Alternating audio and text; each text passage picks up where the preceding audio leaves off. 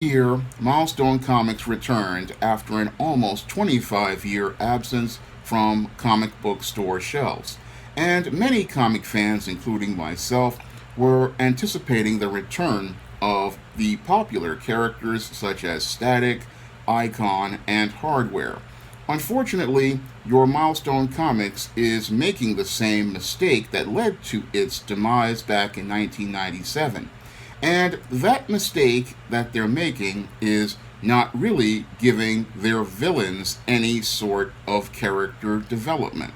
Now, one of the things that led to the decline of Milestone Comics back in the mid 1990s was the fact that many of their heroes didn't have a strong rogues gallery. Now, one of the tenets of comic book writing and fantasy writing is that you need a strong antagonist in order to make your protagonist look very powerful. And the reason why you need a strong antagonist is because, in order to show how your hero is powerful, they need adversaries and conflicts that they have to overcome. And the big problem with Milestone back in the 90s was they did not give many of their characters, like Static, Icon, and Hardware, the rogues gallery they needed to really stand out on a comic book store shelf. Now, you definitely need good bad guys in order for your hero to really get interesting. And one of the big problems at Milestone that they still have today is they don't really know how to develop a well crafted villain who can make a story compelling. Now, after reading the first two issues of Static, the first issue of Hardware, and the first two issues of Icon, I'm seeing a real serious problem at Milestone as related to crafting villains. Now, in each of these comics, you get a bad guy, and the bad guy is a white male. In Static, it's Hot Streak. In Hardware, it's Edwin Alva. And in Icon, we have a new one called Benedict Lord. And having three white male villains as the main antagonist really doesn't show much diversity of thought as related to the storytelling. It looks like on the surface, all your Milestone is doing is giving us different interpretations of the evil white man, and that's not really what Dwayne McDuffie, I believe, wanted to see represented when he came out here with Milestone Comics back in 1993 with his partners. I believe that Dwayne really wanted to see a lot of diversity as related to the villains, and he also wanted a lot of diversity of thought, because when I look at the books in the Milestone relaunch, I don't really see much diversity of thought. No, I just see the same old evil white man who's a racist and he hates the black heroes. And that's what I see presented in these Milestone relaunch books.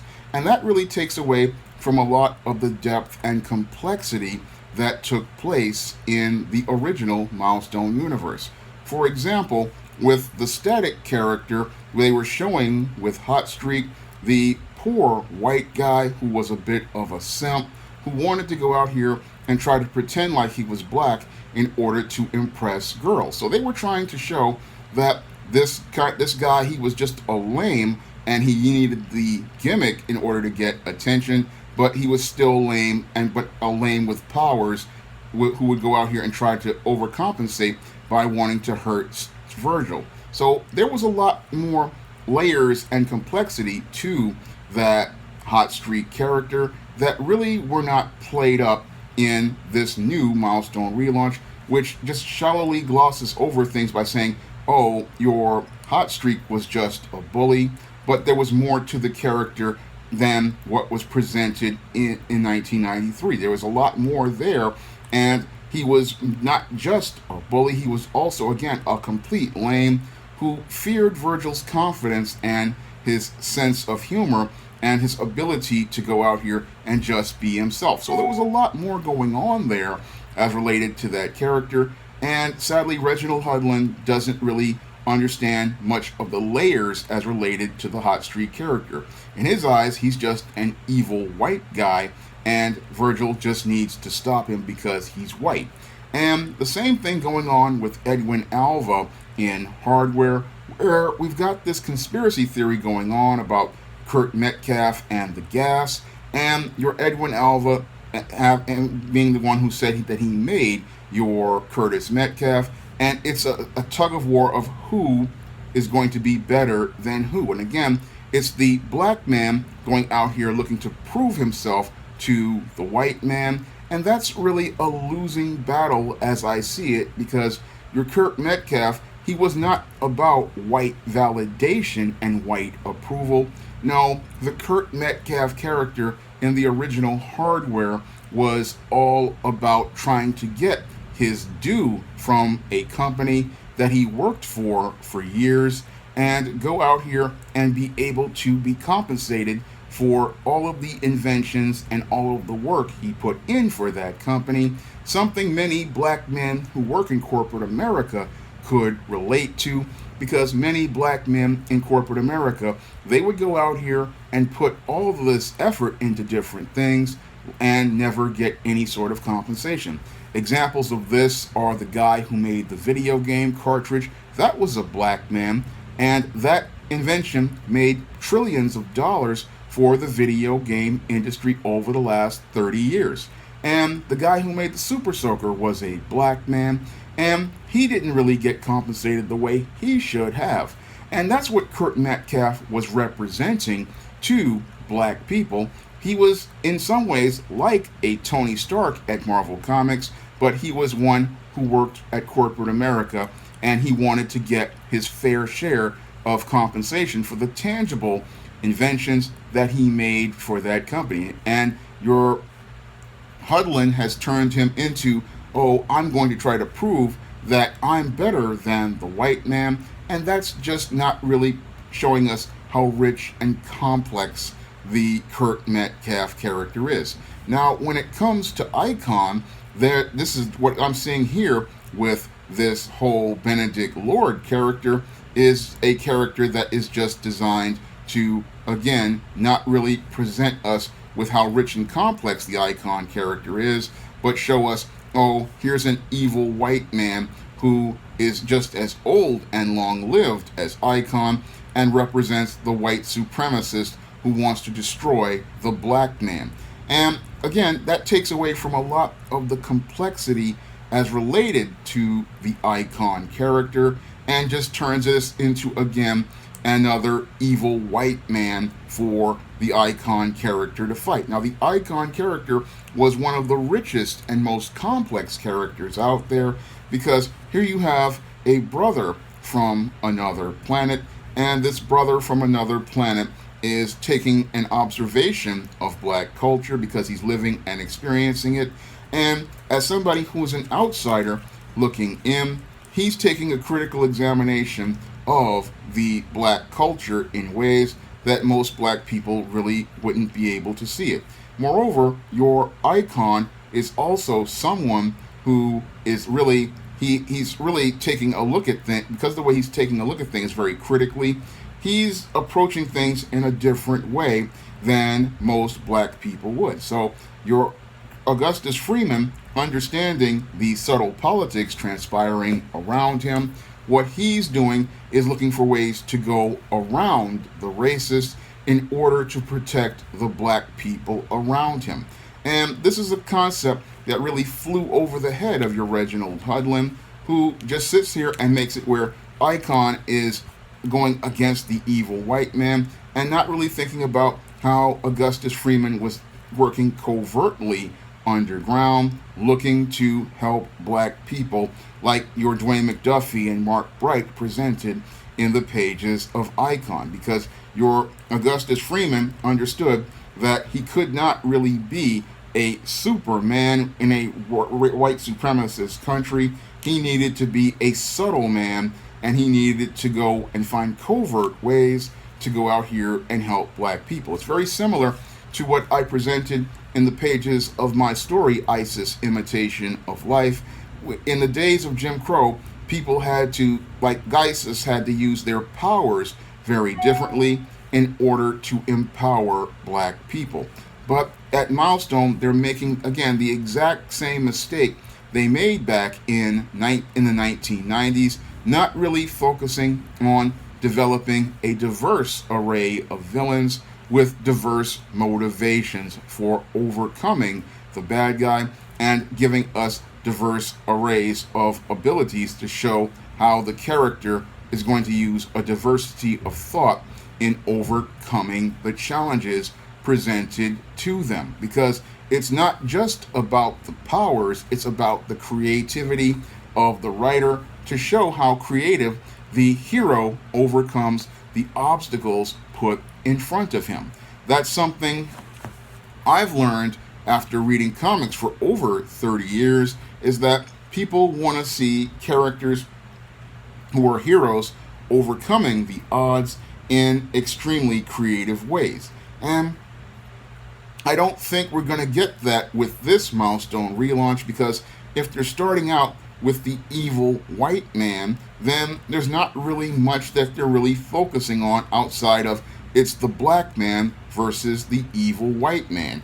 And that's what we get at places that promote social justice comics like Black Mask, in comics like your Kwanzaa's White and his previous series Black.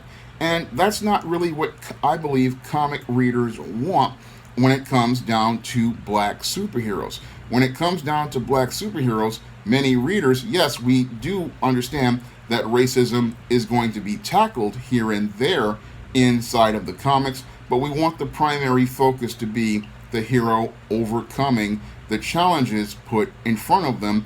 And Milestone made the mistake of not really developing their bad guys in the 90s, and they're not really focusing on developing their bad guys right now. Right now, it's looking like all three of these characters, Hot Streak, your Benedict Lord, and your Edwin Alva, are just the same evil white man. And that's not really what many, I believe, black creators and comic fans want when it comes down to black superheroes. No, what most comic fans want is that diversity of thought that really gives you a larger picture of black culture, a larger picture of black life, and shows us the different motivations that bad guys have for taking on the hero.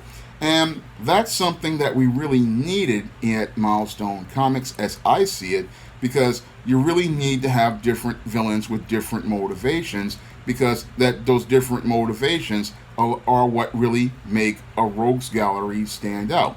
For example, when I'm doing books on the SJS Direct imprint, like the ISIS series, I give each of the villains a different motivation. For example, ISIS's villain, the Cyber Goddess, has a motivation that she covets ISIS's beauty and immortality, and that's the reason why she tries to use science, which is a contrast to ISIS's new Heliopolitan immortality, to give herself the same powers as a goddess.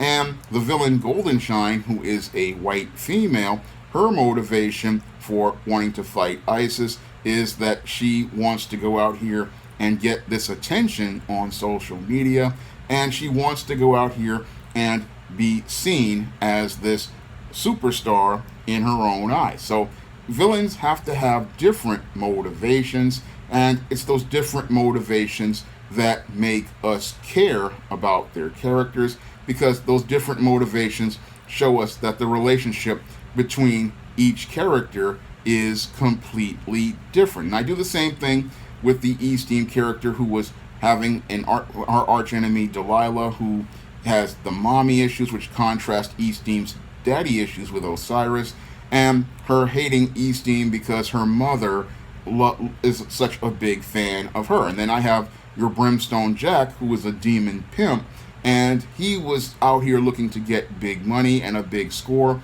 and East-Team was in the way of him getting that big score. And the same thing with the John Haynes character. I have different villains he faces, like the Block, who has a personal grudge against John because he is a black man who got success, and he wants to be the guy who's the crab in a barrel to take him down.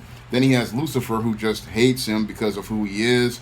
And then he also has the new villain, Thanatos, who has a grudge against him because, well, I'll get into that because it's a part of John Haynes' Death's Door comic. I don't want to spoil it too much. But every villain has a different motivation, and that is one of the reasons why they have a different relationship with the hero. And again, it's those diversity of motivations and diversity of thought that make us care. And I'm not seeing that diversity of thought over at Milestone. No, what I'm seeing is a whole bunch of the same old evil white man, and people don't want to just see evil white men in every comic because it gets tedious, it gets boring, and showing me the same old evil white guy over and over again really does not show how creative the Milestone relaunch is. And many of the woke types, yes, they may like the idea of they're just being evil white guys, but some of us understand that bad guys come in all different colors and have all different types of motivation, and that's what I'm seeing from a lot of the black independent comic creators, and I'd like to see that type of creativity over at Milestone. That's why I wish I could have gotten a job working at Milestone, because from what I see in their comics, they desperately need some sort of person to come in here and let them understand that, look, you cannot, if you're making black heroes, you just can't come in with an evil white man, because many of your readers are going to be white readers, and they're not going to be happy that every black character is taking on seeing them as the bad guy.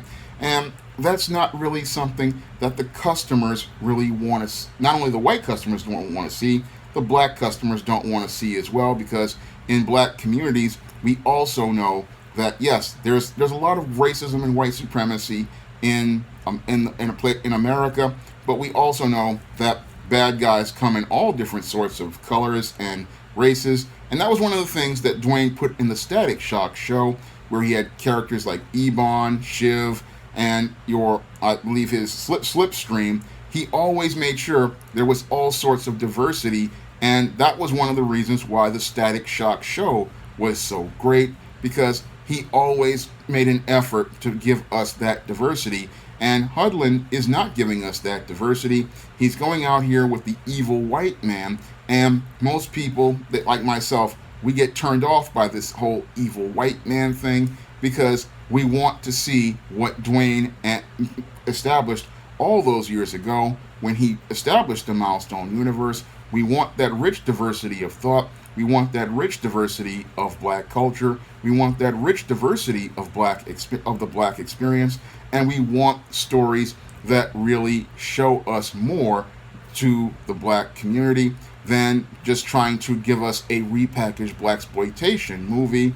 We want more from Milestone Comics, and sadly, because your Reginald Hudlin is too caught up in his emotions and wants to push identity politics, all he wants to do is give us agendas instead of stories, and that's really messing things up, because it's similar to the same mistake they're making, not really focusing on giving us a series of great bad guys. And we want to see a series of great, in order for Milestone to succeed as I see it, we need to see a serious diversity of bad guys, because the big problem that led to Milestone's demise, I believe, in 1997 was the lack of bad guys. And it's like what Stan Lee presented in his book, Bring On the Bad Guys. You need compelling bad guys in order to make the hero stand out. Now, if you want to see me make more videos like this about comics, you can donate to my Patreon, my PayPal, or my Cash App by clicking the links in the description box. And if you want to pick up some of my SJS Direct publications that feature black heroes and black heroines, like the ISIS series, the Eastine series, the John Haynes series, and books in the Spinsterella trilogy, you can find those books on Amazon.com in paperback and Kindle format. You can also find them on Smashwords, the iBookstore, and Google Play. That's all I have to say for this video. You can comment, rate, and subscribe. Coming to paperback and e-readers, E-Steam Cancel Vacation. Hell's aspiring angel takes on a social justice social media mob looking to cancel her in this all-new E-Steam series adventure. Pre-order E-Steam Cancel Vacation on Amazon.com today.